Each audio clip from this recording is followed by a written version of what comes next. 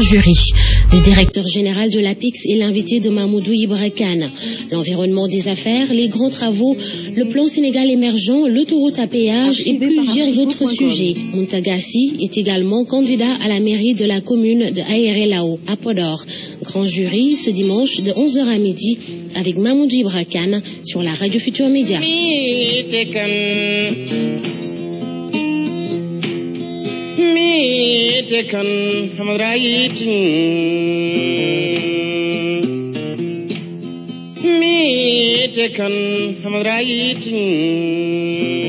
Mesdames, Messieurs, bonjour et merci de nous renouveler votre fidélité. Le grand jury de la RFM a le plaisir de recevoir Monsieur Mountagassi. Bonjour. Bonjour, Amour Ibra. Merci d'avoir accepté notre invitation. Vous êtes le directeur général de l'APIX, Agence pour la promotion de l'investissement et des grands travaux.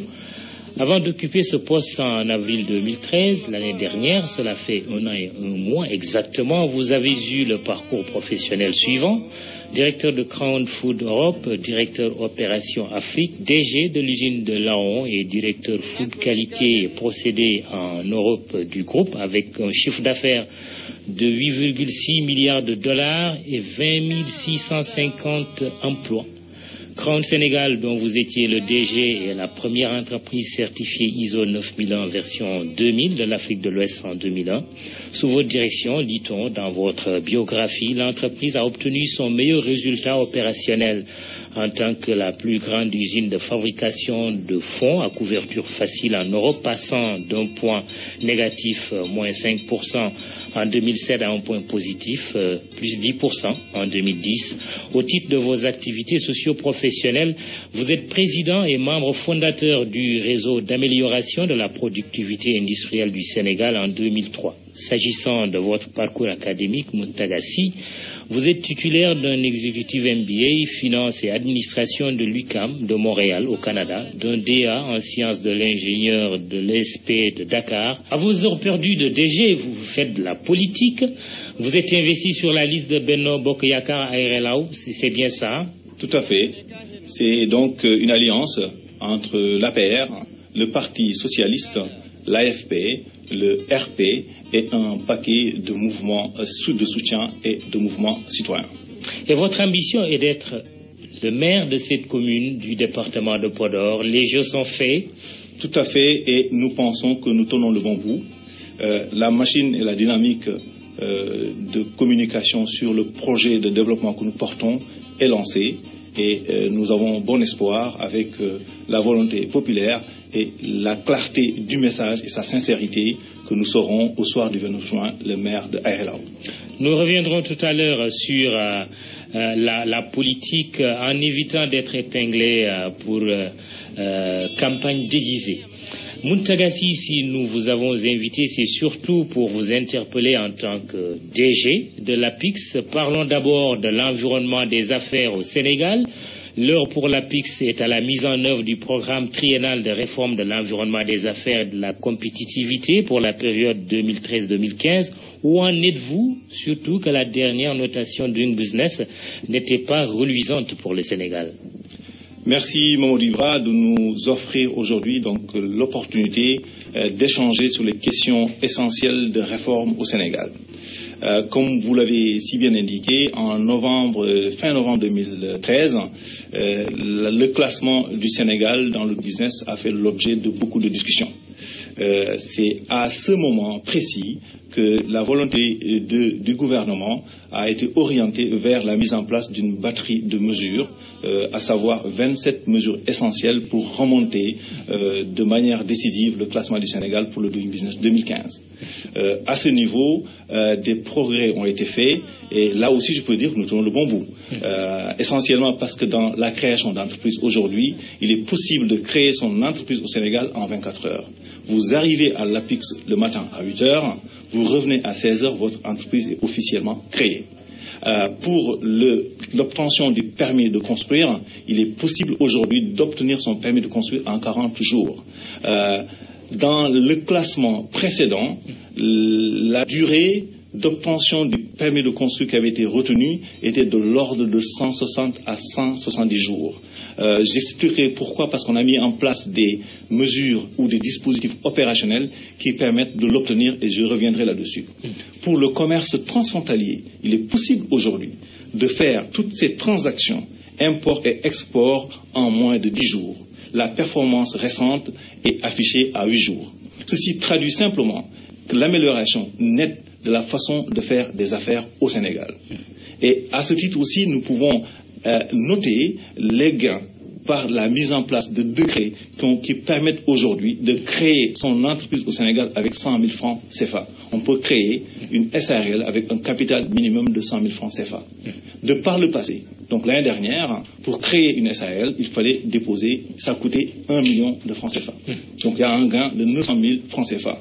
Cela traduit essentiellement par des témoignages que nous avons au niveau des usagers, une perception décisive que l'environnement des affaires au Sénégal s'est nettement amélioré. Ce n'est plus le parcours du combattant pour créer une entreprise au Sénégal. D'une part, ce n'est plus le parcours du combattant. D'autre part, quand on s'adresse aux PME, qui ont quand même des dispositifs organisationnels moins affinés et moins robustes que les grandes entreprises, aujourd'hui, on peut avoir accès à l'eau, à l'électricité, à l'assainissement et au téléphone à travers une seule procédure au guichet unique de l'APIX.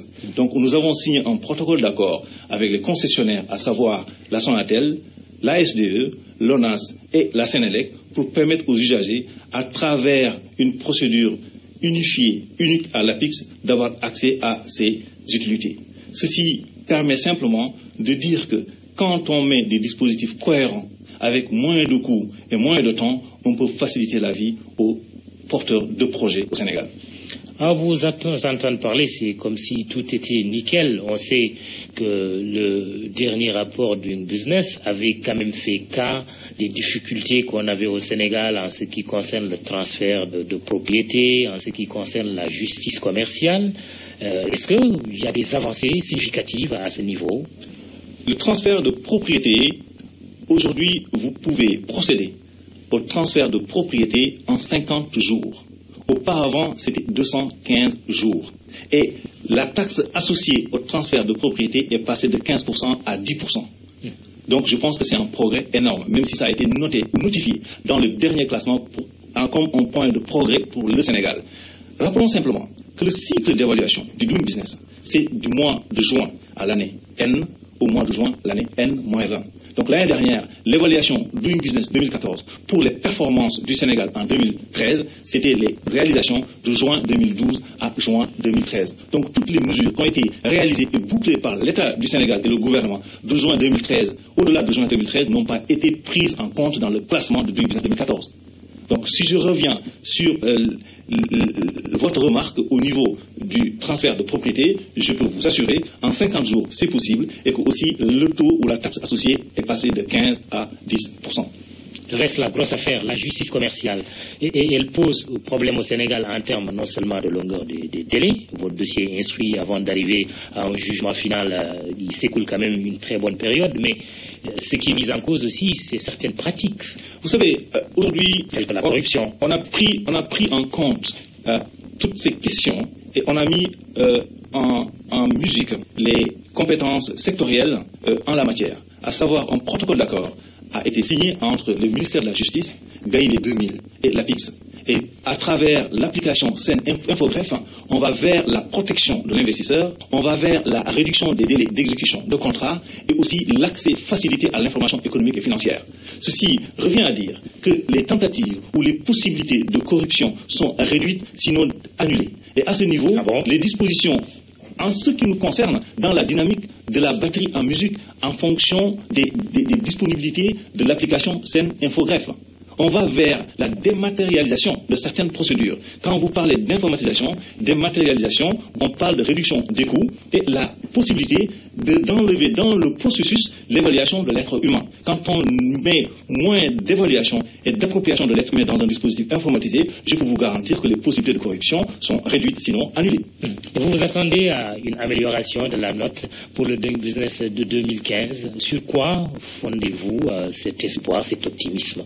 En toute rigueur, par rapport à nos propres progrès versus les réalisations de 2013, on est fondé à croire qu'on aura un meilleur classement. Mais attention, on est dans une économie ouverte. Le classement Doing Business porte sur une évaluation de 189 économies.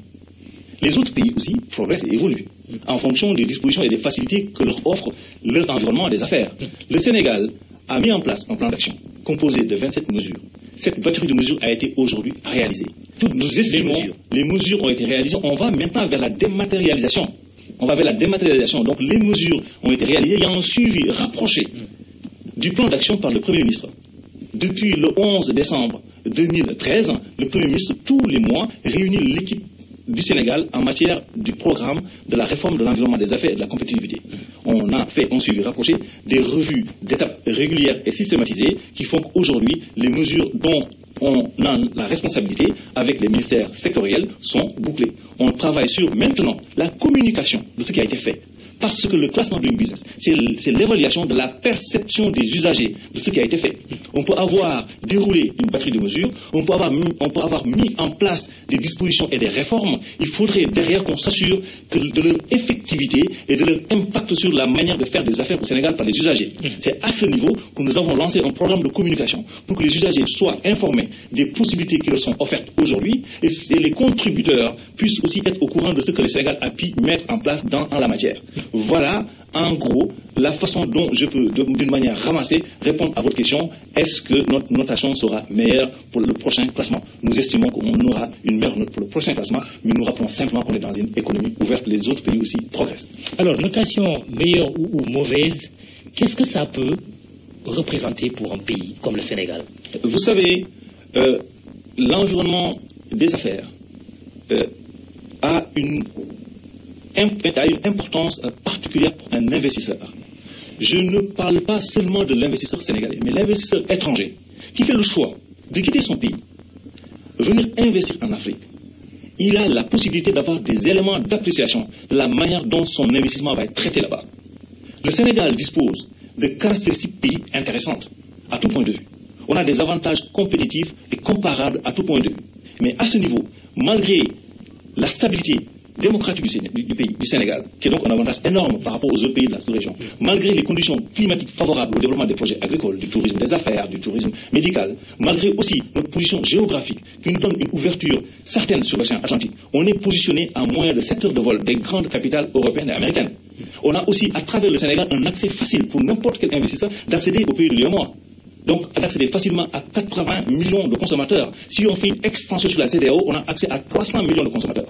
Ces différentes caractéristiques pays, malgré qu'elles soient attractives, elles doivent être assises sur un matelas de réformes attractives qui permettrait à tout cet investisseur de venir et de faire son choix sur le Sénégal. Voilà l'intérêt de ces classements-là. C'est des éléments d'appréciation qui procèdent au processus de prise de décision d'investisseurs importants pour venir investir dans le pays. Nous proposons et nous souhaitons que le Sénégal fasse partie des meilleurs dans ce classement-là. Rapport a rarement fait autant de bruit. Je fais toujours allusion à ce rapport Doing Business l'année dernière. Pourtant, ce n'est pas la seule notation. Il y a d'autres organismes qui procèdent aussi à des notations, comme Standard & Poor's, comme Mo Ibrahim. Pourquoi autant de bruit autour du rapport Doing Business? Vous savez, quand on s'inscrit dans une dynamique de progrès, il faut faire un focus sur les classements pour lesquels on n'est pas bon. On pouvait se contenter des classements pour lesquels on est les meilleurs. D'ailleurs, parmi les 10 meilleurs africains, pour les classements auxquels vous faites allusion, Mo Ibrahim, Davos, mais pour progresser dans une dynamique de progrès continu, on va faire un focus sur les classements pour lesquels on est considéré ou réputé ne pas être les meilleurs. Mais il faut simplement relativiser le débat. Le Sénégal a progressé énormément dans ces classements-là les dernières années. Mais quand on progresse énormément, on arrive à une situation où on plafonne. Et donc le Sénégal doit faire recours à des réformes beaucoup plus difficiles de performance de l'administration. Certains pays vont progresser et on va les voir avancer parce que ça porte sur des critères coûts qui sont plus faciles à réaliser. Nous, le Sénégal, on a pris la décision et le focus d'avoir une administration performante et efficace. Donc nous travaillons en profondeur sur les réformes qui permettent d'amener notre administration à un niveau de classe mondiale, en impliquant l'ensemble des ministères sectoriels. Au passage, je salue tous les ministères sectoriels, le ministère de l'urbanisme, le ministère de la justice, le ministère du commerce, la douane, donc le ministère de l'économie et des finances. Donc c'est un ensemble que nous travaillons sur la réalisation et la mise en œuvre des réformes au Sénégal. Je pense que les progrès auxquels nous allons être imputés en termes d'évolution positive et sur lesquels nous allons communiquer et reste prochainement, c'est le résultat, c'est le fruit d'un travail orchestré par l'équipe du Premier ministre et le gouvernement du Sénégal. Je rappelle que vous suivez l'émission Le Grand Jury de la RFM qui reçoit Moutagassi, directeur général de l'agence chargée de la promotion de l'investissement et des grands travaux, plus connu sous le nom de l'APIX tout simplement. Mais vous êtes en train de mettre en œuvre un programme triennal de l'amélioration de l'environnement des affaires et de la compétitivité. Il y a des réformes majeures qu'il faudra mener. Dernièrement, le Fonds monétaire international, donnant son sentiment sur le plan Sénégal émergent, a appelé à des réformes vigoureuses. On a entendu le président de la République dire cela également bien avant le FMI. Quel entendement avez-vous de ces réformes? Réformes vigoureuses, réformes rigoureuses, réformes profondes? Je dirais aussi réformes courageuses. Parce qu'on est dans un système où, quand on n'a pas une réelle volonté politique, on n'a pas un leader fort, un leadership fort, qui a pris le courage de dire je vais changer les choses, ça n'avancera pas. Si on reste focus et confiné sur les 10 indicateurs du doing business, c'est qu'on est simplement orienté vers la petite, la moyenne entreprise. Le classement doing business porte sur la perception des usagers de la façon de faire des affaires pour les petites et les moyennes entreprises dans la région économique la plus significative du pays, à savoir la ville de Dakar. Le classement porte sur ça. Mais de manière globale, 2013-2015, vous voyez donc qu'il y a une date charnière. C'est à partir de 2012, après l'avènement au pouvoir du président Macky Sall, il a décidé de dire on fait un programme de réforme pour l'environnement des affaires et de la compétitivité sur un horizon de 3 ans. Parce que nous travaillons sur des variables lourdes qui portent sur la mise en œuvre des réformes, qui portent sur la mise en orchestration de l'ensemble des ministères sectoriels pour les porter, mais aussi la mise en œuvre et la modernisation de l'administration. Donc voilà pourquoi ce programme porte sur 3 ans. Oui, tout à l'heure, vous parliez de l'administration en lui tressant des lauriers. Pourtant, le tableau qu'on garde aussi de l'administration sénégalaise, c'est une administration lourde, c'est une administration corrompue, c'est pas tout le monde, mais c'est ce qu'on dit. À ce niveau, il faudra aussi agir. Qu'est-ce qui est prévu concrètement concernant l'administration? Je vous ai dit tout à l'heure, il y a les dispositifs de mise en œuvre des programmes de sensibilisation dans l'éthique des affaires. C'est aujourd'hui des programmes et des projets qui sont lancés au niveau des administrations. L'éthique des affaires. Parce que de tout compte fait, aucun programme, aucune réforme, aucune procédure formalisée ne peut à elle seule suffire à éradiquer la corruption. C'est un état d'esprit, c'est une question d'éthique morale et personnelle. Le programme est lancé, l'autorité de tutelle et les responsables de ce pays sont les premiers qui incarnent ce modèle de type de citoyen et de leader. Et à ce niveau, le programme, je reviens là-dessus, 2013-2015, c'est la facilité de faire des affaires au Sénégal. On rentre maintenant dans sa dynamique d'informatisation et de dématérialisation. Je salue au passage l'ADIE qui fait un travail énorme et remarquable en la matière. Je reviens simplement en précisant aussi que tout ce qui a été fait de juin 2013 à maintenant, ça a aussi été piloté sous la tutelle et la conduite éclairée du ministère de la Promotion des Investissements et des Partenariats, à savoir M. le ministre Diène Farba Sarr, qui est donc mon prédécesseur à la RIC. Oui. Alors, justement, quand on parle de dématérialisation, d'informatisation, c'est vrai, en même temps, on assiste à un recrutement d'agents au sein de l'administration. Mais est-ce que cette dématérialisation dont vous parlez, cette informatisation dont vous parlez, ne va pas être synonyme d'un dégraissage du mammouth qui est l'administration? Je vous assure que la création d'entreprise ou la déclaration de taxes, aujourd'hui, on peut la faire sans se déplacer. Mais ça n'enlève en rien l'utilisation ou la nécessité d'avoir des ressources humaines au niveau de l'administration. On n'est pas en train de dire qu'on dématérialise pour réduire des coûts ou aller vers des retours d'investissement. On dématérialise pour faciliter la façon de faire des affaires au Sénégal et gagner les délais. Et si telle devait être l'exigence, la conditionnalité des bailleurs de fonds, par les années passées, le Fonds monétaire international, la Banque mondiale ont eu à demander à nos États de procéder à des déflations et des États qui sont exécutés. Est-ce qu'on risque d'assister encore à ce remake-là, à un remake? À mon avis, il y a deux choses. Il y a le président Macky Sall, pendant 3 ans et demi, donc 3 ans, 4 mois, il a parcouru le Sénégal, il a fait 80 000 km. Il a compris que le moment est venu de doter au Sénégal une ambition d'émergence et d'arrêter de travailler dans les politiques traditionnelles ou conventionnelles de réduction de la pauvreté. En allant dans cette dynamique-là, on lance des projets structurants. Les projets structurants permettent de capter toutes les possibilités d'utilisation des ressources au Sénégal par la création d'emplois et la création de richesses. Il n'y a pas à se faire peur. Les programmes et les projets lancés sont là pour créer des emplois et créer de la richesse. Donc au lieu d'avoir du personnel pléthorique qui ne sont pas utilisés à leur pleine capacité, les projets qui sont lancés aujourd'hui vont vers la création d'emplois, à savoir la création de 100 000 à 150 000 emplois par an. arriver à réaliser l'objectif de la couverture médicale universelle à hauteur de 75%, lancer des projets pour résorber le gap de l'immobilier pour 125 000 logements par an. Quand on rentre dans cette dynamique d'inclusion sociale, il ne faut pas se faire peur. Et sincèrement, c'est simplement manquer de compréhension sur l'explication ou la notion de projet structurant. On captera l'ensemble des possibilités et des opportunités de créer des emplois. Donc le Sénégalais aura du boulot à se faire et travaillera et gagnera sa vie pleinement et sera utilisé à sa pleine capacité. Une question d'actualité qui nous rattrape un peu sur le thème des réformes à mener. Ce sont les moins-values enregistrées sur les recettes fiscales. On parle d'un manque, en tout cas, à gagner de 50 milliards à 120 milliards, selon un peu les versions. Est-ce que, et moins-value qui se justifierait par la réforme récente ou la révision récente du Code général des impôts, est-ce qu'il est envisagé de réformer la réforme?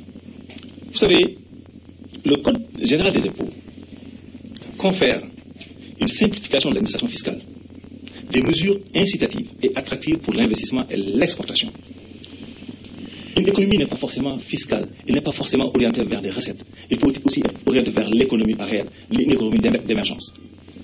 Et à ce niveau, on n'a pas ce discours. Au lieu de positiver, malheureusement, ce discours-là, il manque. Ce discours-là, il est positif. Oui. Et c'est le discours qu'il faut tenir si les gens ont une réelle compréhension des projets que porte le plan Sénégal émergent. Je reviens sur votre question. Réformer la réforme. On n'a pas de peur à se faire de s'inscrire dans une dynamique de mise à jour des réformes. La réforme, elle a toujours sa version 0. On la déroule avec un recul donné. Si on se rend compte qu'il faut l'améliorer pour le bien de l'économie du Sénégal, il faut aller vers la version 1 ou la version 2. Quel est votre sentiment? Mon sentiment, c'est qu'il y a des progrès à faire, des résultats sont intéressants. On est dans une dynamique de combinaison des recettes fiscales et de l'économie réelle. Donc la combinaison, ce n'est pas une somme arithmétique, c'est une somme géométrique pour aller vers une économie d'émergence. S'il faut réformer et évoluer, parce que je vous l'ai dit tout à l'heure, une démarche de progrès n'a pas de limite. Justement, les sociétés, par exemple, on a entendu des chefs d'entreprise dire que ce n'était pas heureux de revenir sur l'impôt sur les sociétés, qui était à 25%, maintenant on est passé à 30%. Cette mesure est en discussion avec le gouvernement. Elle a fait l'objet d'investigations. On est passé de 25 à 30%. Elle nous a impacté négativement dans le dernier classement Doing Business. Elle est en discussion parce que simplement elle va aussi avoir, comme vous l'avez dit, un impact budgétaire, un impact sur les recettes. Donc la discussion est en cours. De toutes les manières, on l'aurait mis en œuvre cette année et n'apporterait pas un gain réel. Dans ce cas, les discussions en cours et nous pensons, ma conviction personnelle, c'est qu'on va aller vers l'option la meilleure, d'une part pour l'environnement des affaires au Sénégal, d'autre part pour l'attractivité de la façon de faire des affaires au Sénégal, à savoir l'investissement et l'exploitation. Une mise à jour du Code général des impôts, si on vous suit. Donc, pour vous, ces moins-values concernant les recettes fiscales, ce n'est pas une catastrophe? Je n'ai pas dit que ce n'était pas une catastrophe, je pense que ce n'est pas une d'ailleurs, mais je vous ai dit simplement d'avoir un regard combiné entre le besoin ou la préoccupation de la recette fiscale et l'ambition et la vision de l'économie pour aller vers une rampe d'émergence. C'est la combinaison des deux qu'il faut regarder. Il faut voir la combinaison des deux. Si on regarde un côté de la chose, on échappe à un pan entier de la possibilité de comprendre le global. C'est comme les deux faces d'une pièce de monnaie. Elles sont toujours ensemble, mais elles sont toujours jamais. Voilà. Je ne sais pas si on peut les appeler ici. À côté des impôts, il y a toujours les douanes. Ce n'est pas pour rien d'ailleurs qu'en parlant de recettes, on parle souvent des mamelles, des deux mamelles de l'économie. Amadouba, anciennement DG des impôts, est passé ministre des Finances. Parallèlement, son collègue Martar Cissé, anciennement DG des douanes, est passé ministre du budget. Peut-être un hasard de calendrier, mais c'est en tout cas ça le constat. Et qu'en est-il maintenant du code des douanes, justement, puisqu'on parlait du code général des impôts? Moi, je dis que le code des douanes, 2012-2013, nous confère simplement, en tout cas, c'est comme ça qu'il faut le comprendre, un droit de porte harmonisé et qui donne accès à tout investisseur sénégalais de facto à 80 millions de consommateurs. Un investisseur sous cet angle-là du code des douanes qui a le choix d'investir dans l'espace UEMOA le ferait au Sénégal de la même manière qu'il le ferait dans un autre pays de l'espace UEMOA à travers ce code-là. Donc il ouvre un droit de porte harmonisé. Du fait des caractéristiques pays qu'offre le Sénégal, qui nous donne un avantage comparatif énorme par rapport aux autres pays, ça rend notre pays beaucoup plus attractif. Et sous cet angle-là, je pense que c'est une très bonne chose. Des opérateurs économiques n'ont pas manqué quand même de dénoncer un peu le délit douanier. Dès l'instant que vous êtes accusé de ce délit douanier, vous n'avez qu'une seule option: payer, transiger ou aller en prison. Vous savez, moi je ne suis pas spécialiste des questions douanières. Oui, je ne peux pas rentrer. Je le sais, mais voilà, c'est dans le cadre des réformes aussi. Oui, et les réformes visent toujours à mettre à l'aise les opérateurs économiques, n'est-ce pas? Absolument, mais le directeur général de l'APIX, il incarne la coordination, la mise en place des plans d'action, des réformes. Mais certaines questions pointues et techniques, on se réfère aux spécialistes de la question.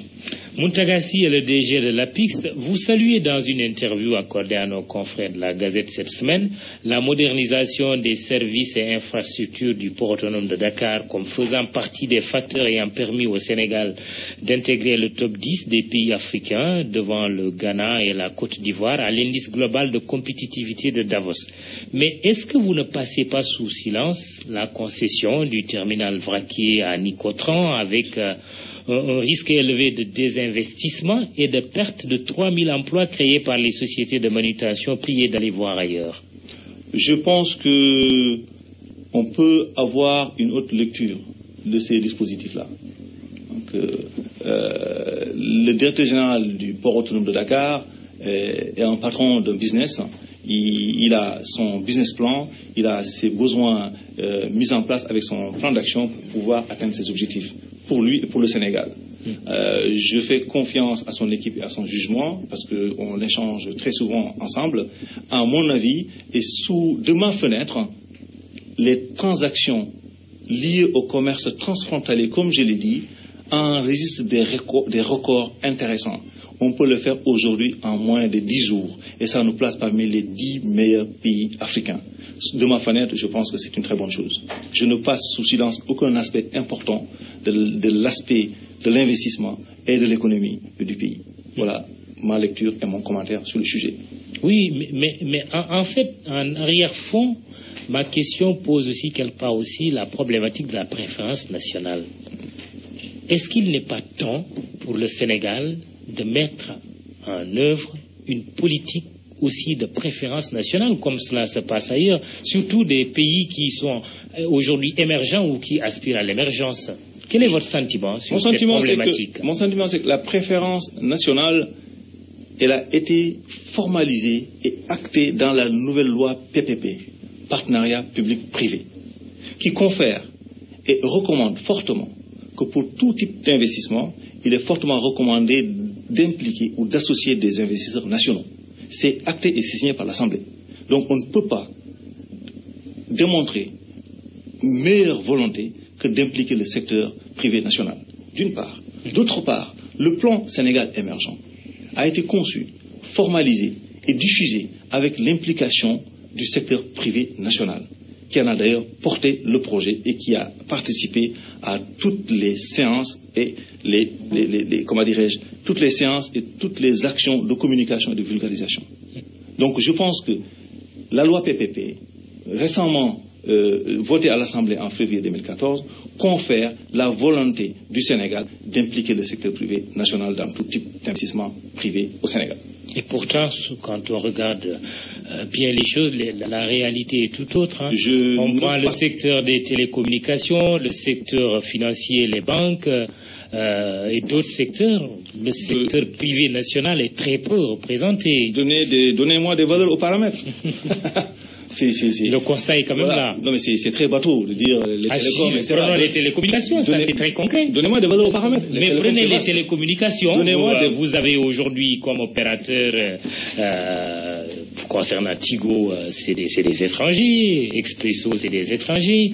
Même si vous prenez la marque Orange, il y a quand même France Télécom qui est très présente, qui a même la plus grosse part dans le capital de Sonatel. Ça, c'est concret. Je pense que l'État est le premier aussi opérateur national quand on parle d'investissement.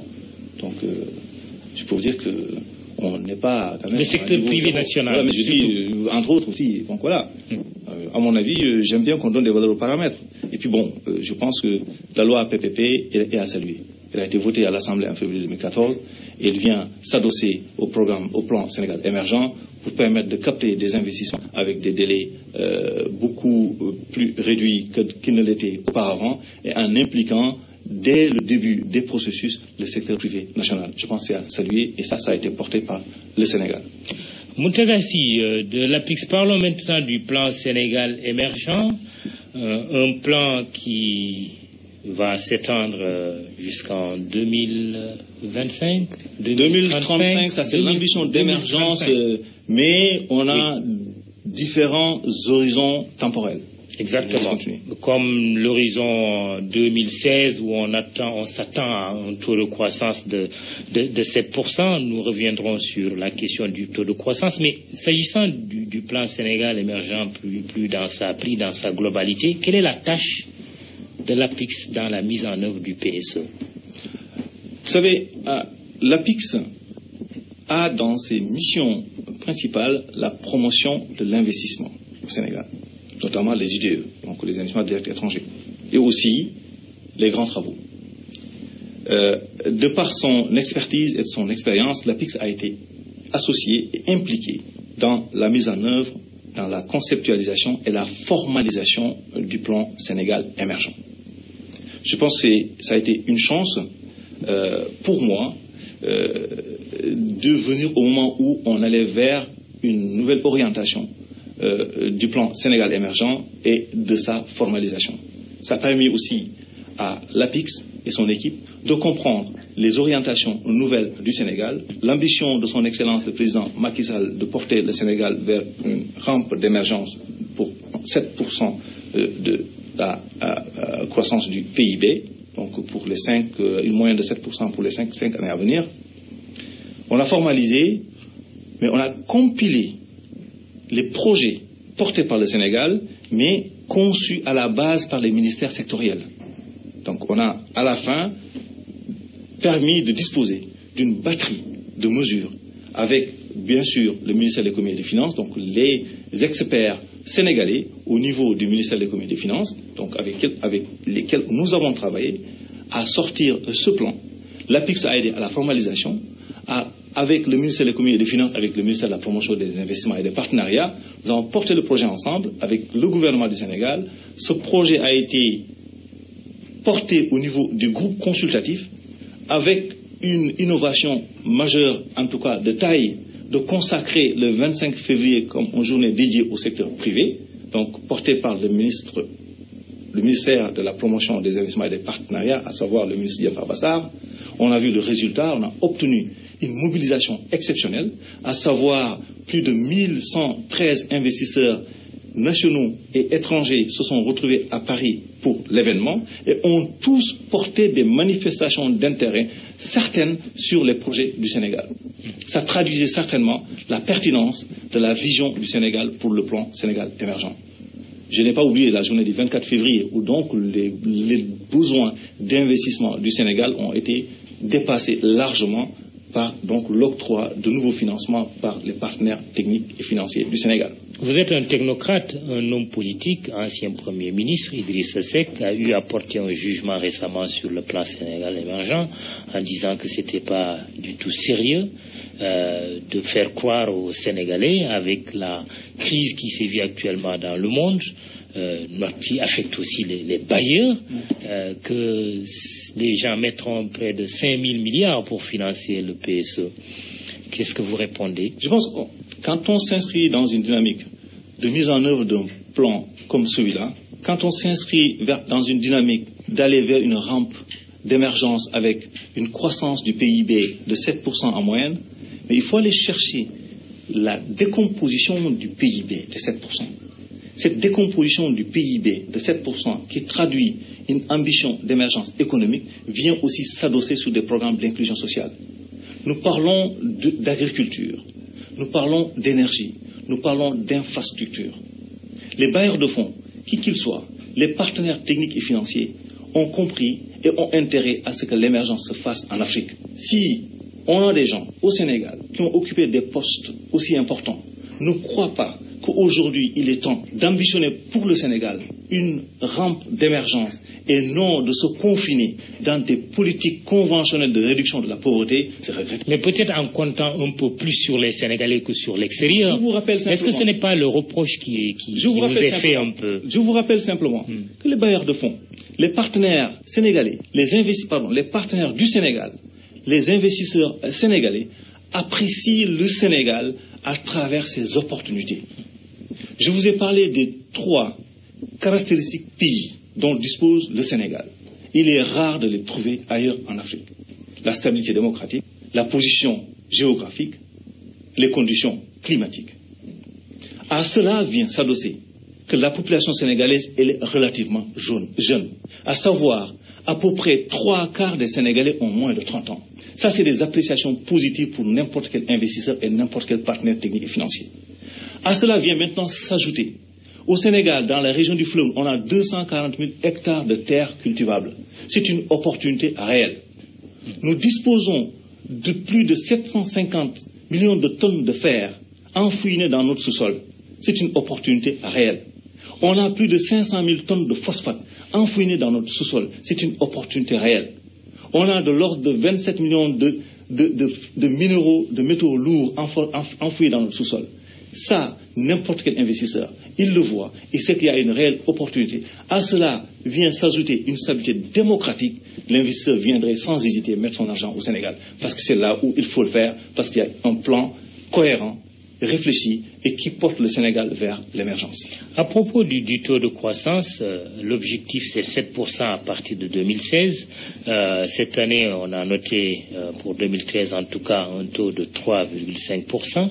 Un gap d'un demi-point à combler par rapport à l'objectif initial 4%, là où d'ailleurs l'Agence nationale de la statistique a parlé de 2,6%. Mais est-ce que vous pensez que c'est encourageant par rapport aux 7%? C'est très encourageant parce que simplement il faut avoir une lecture cohérente de la chose. À mon avis, on travaille sur des variables lourdes. Des variables lourdes, cycle de mise à jour en fonction des éléments. La compilation de l'ensemble des données économiques donne une information sur laquelle on s'appuie. Je ne veux pas rentrer dans le détail de cette discussion-là, tout en sachant que le réajustement et la mise à jour, que la Banque mondiale a confirmé les chiffres qui ont été donnés par le ministère de l'Économie et des Finances. Ça a été confirmé. Donc, les hypothèses du plan Sénégal émergent ne s'écroulent pas et restent valables et valides. Le programme est lancé. La première vague de projets verra le jour bientôt.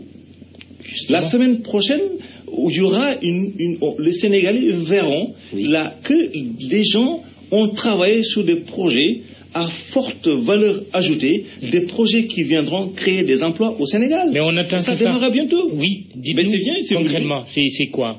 C'est quoi? C'est vrai, on attend toujours les chantiers de ce nouveau pouvoir. Mais les chantiers... Bon, nouveau relativement, ça fait quand même 2 ans maintenant. Allez-y dans la région du Nord.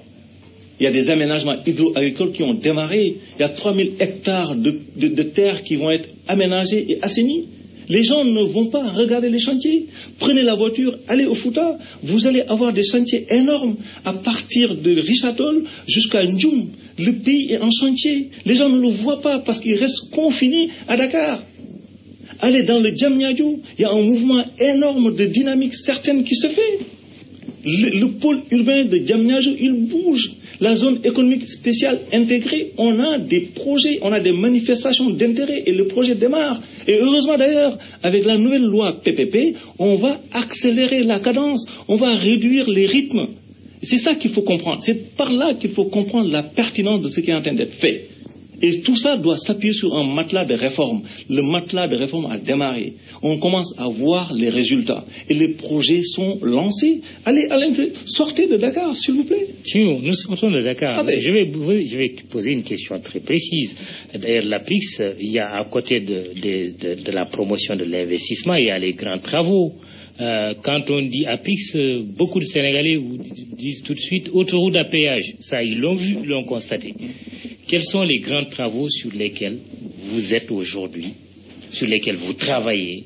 Je vous rappelle que nous portons une batterie de 21 projets éligibles en PPP, partenariat public-privé, en relation avec les ministères sectoriels.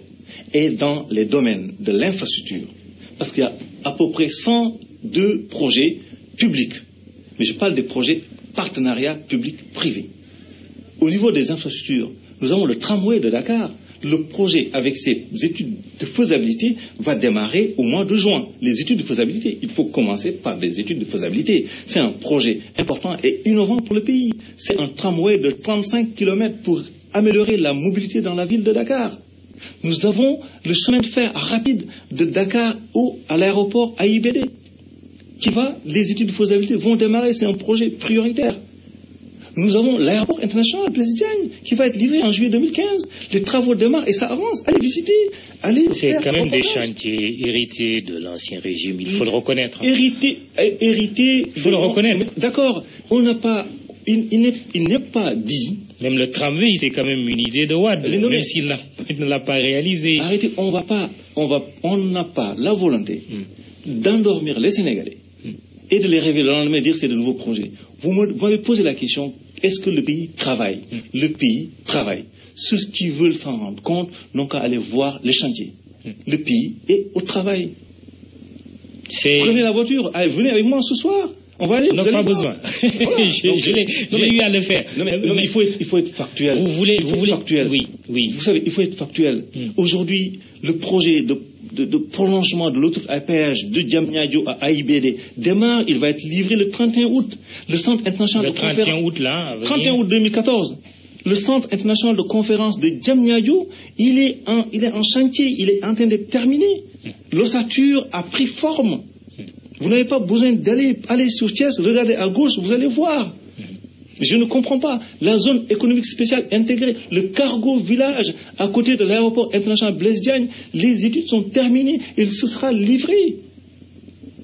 Allez à l'intérieur du pays, regardez les ponts qui sont en train d'être construits, allez dans la région du fleuve, les aménagements, allez dans le Casamance, en Casamance. Vous nous décrivez un paradis. Je ne décris pas un paradis, je suis factuel. Je vous dis, allez à tel endroit.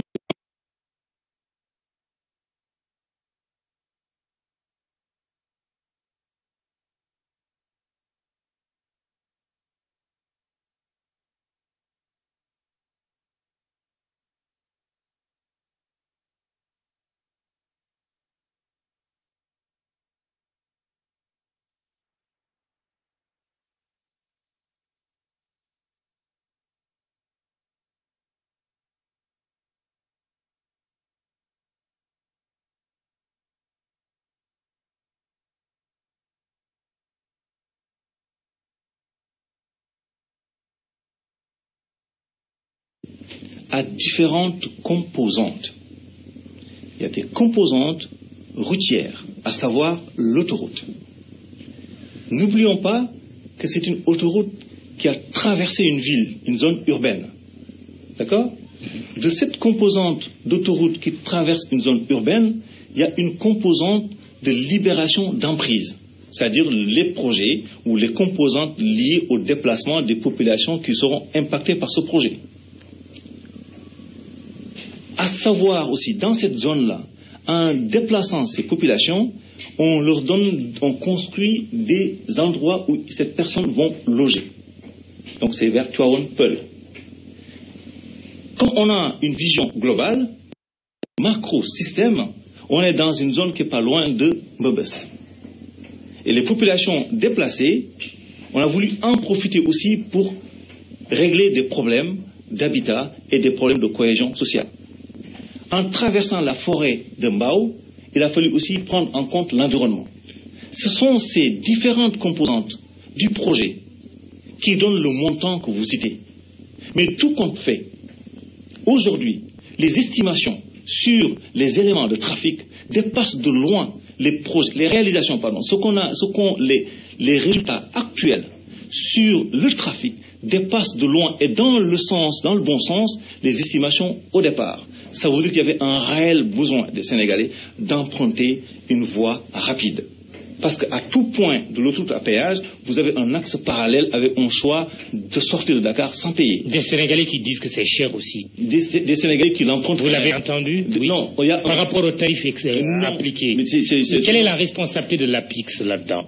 La responsabilité de l'APIX, c'était de s'assurer que l'ensemble des parties prenantes ont respecté les engagements qu'ils ont pris par rapport à l'État du Sénégal. D'une part, on fait un suivi du contrat de performance du concessionnaire avec l'État du Sénégal, la gestion du trafic, la maintenance de l'infrastructure et de l'ouvrage, l'impact et les enquêtes de satisfaction client que nous remontons, que nous traitons et on fait des revues régulières avec FH. Je peux vous assurer aujourd'hui, on peut joindre la périphérie de Dakar en 3 heures, en 30 minutes, au lieu de 2 heures, 10 minutes auparavant. Ça, au moins, on est bien d'accord, mais je parle de la cherté des tarifs. Ça veut dire que rien ne sera fait dans le sens d'une baisse des tarifs appliqués. Je ne peux pas répondre à cette question parce que je ne travaille pas sur un projet dans ce sens. La PIX peut bien saisir FH en remontant les plaintes et complaintes des usagers. Les usagers n'ont pas des complaintes dans ce sens-là. On fait des enquêtes de satisfaction client. Ils disent que c'est cher. Nous déroulons N'oubliez pas que APIX est une structure certifiée ISO 9001. Nous procédons à des enquêtes de satisfaction client pour même des projets que nous gérons. Donc à ce niveau, la gestion, le suivi, la responsabilité de l'APIX est remontée à travers les enquêtes de satisfaction client et à travers aussi les performances réalisées par rapport au contrat que EFAS a signé avec l'État du Sénégal. Est-ce qu'il y a un chantier de la dimension de l'autoroute à péage sur lequel vous travaillez actuellement, avec tout ce que vous venez de dire comme implication des populations à déplacer, donc à dédommager et ainsi de suite? Quel est ce chantier? Le pôle urbain de Diamniadio. Très bien. Il n'y aura pas de population, mais il y a aussi des libérations d'emprise. Ouais. Parce que les espaces occupés là-bas appartiennent, dans d'une certaine mesure, à des personnes auxquelles il faudra évaluer et estimer et aussi les accompagner dans la libération d'emprise en relation avec les institutions locales de la place. Pôle urbain d'un coup de... c'est énorme. Le pôle urbain ne s'estime pas en termes de coût, il s'estime en termes d'urbanisation et d'aménagement. Après, des promoteurs viendront s'installer là-dessus où les coûts seront estimés après. Il y a la zone économique spéciale intégrée qui a un projet qui porte sur un projet pilote de 50 hectares qui est lancé, qui a été porté à la connaissance du public. Il y a on n'a pas parlé des zones touristiques, on n'a pas parlé des projets sur l'éducation, l'enseignement supérieur, la seconde université de Dakar, les cités du savoir, les résidences universitaires, les projets d'habitat social. Il y a tout un ensemble de batteries de projets. C'est parti. La première vague du plan Sénégal émergent est partie. Dernière question, elle sera politique. J'avais promis de revenir sur la politique. Qu'est-ce qui a décidé de cadre que vous êtes, qui occupe aujourd'hui ces responsabilités de directeur général de l'APIX? Peut-être il faudra chercher, remonter très loin pour trouver un de vos prédécesseurs qui a eu à franchir ce pas. Qu'est-ce que vous a décidé à faire de la politique aujourd'hui? Je pense que moi, j'accompagne le président Macky Sall dans son projet de changer la vie des Sénégalais au mieux. J'ai bien compris sa décision de dire le Sénégal mérite une ambition d'émergence qu'une politique de réduction de la pauvreté. Je suis partisan du développement local. J'ai grandi dans le mouvement citoyen à Aérelao, ma ville natale. J'ai accompagné cette ville. Je n'avais pas la possibilité de m'impliquer directement depuis 15 ans, mais de toute façon, à distance, j'avais une activité, une action à travers l'association pour le développement de la ville Aérelao en France, pour laquelle j'étais le président de la commission de développement. Je suis rentré au Sénégal, j'accompagne le président Macky Sall dans la mise en œuvre de ces projets de développement. Je l'accompagne aussi dans la mise en œuvre de la compréhension et de la dynamique d'implication locale par les projets que nous portons pour la ville de Aérelao. C'est ça mon projet politique. Très bien. Je ne vais pas vous permettre de faire de la campagne déguisée parce que le CNRA va nous épingler. Merci Mountaga Sy, directeur général de l'Agence pour la promotion de l'investissement et des grands travaux APIX. Merci d'être venu à l'émission Le Grand Jury. C'est une première que vous signez là. Émission présentée avec un immense plaisir comme toujours par Mahmoud Ibra Kane, à la technique Marie-Justine Diogo. Dans un instant, le journal de midi. Merci, bon dimanche, rendez-vous dimanche prochain. Merci.